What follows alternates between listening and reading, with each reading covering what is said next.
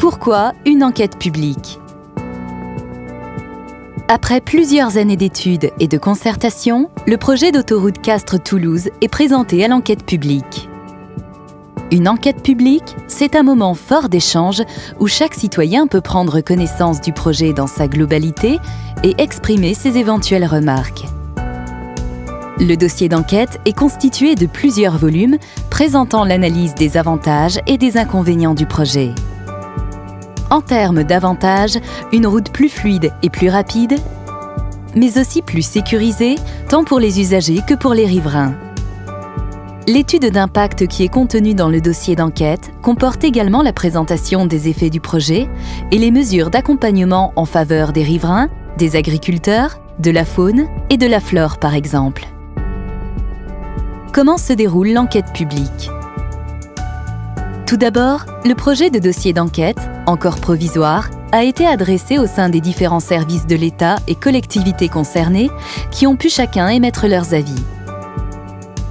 2 organismes indépendants constitués d'experts, l'autorité environnementale et le commissariat général à l'investissement, ont été saisis à l'été et ont donné leur avis sur le projet de dossier à l'automne. La commission d'enquête a été désignée par le tribunal administratif à la demande du préfet.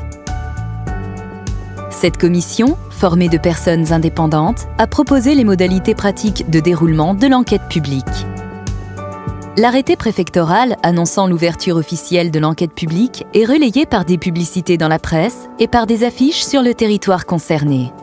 Toutes ces publicités mentionnent les dates et lieux de permanence où les citoyens peuvent rencontrer les commissaires enquêteurs. L'enquête publique se déroule du 5 décembre 2016 au 23 janvier 2017.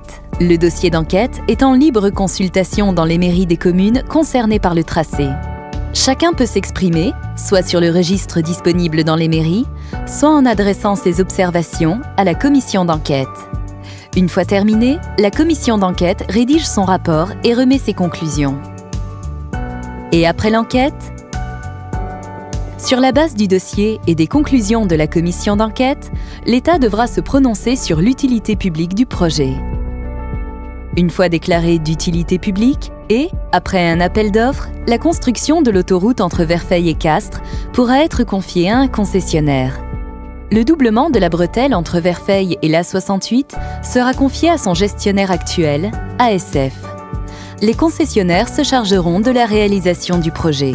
Ainsi, après des études détaillées, l'obtention de toutes les autorisations requises et l'achat des terrains nécessaires, les travaux pourront commencer.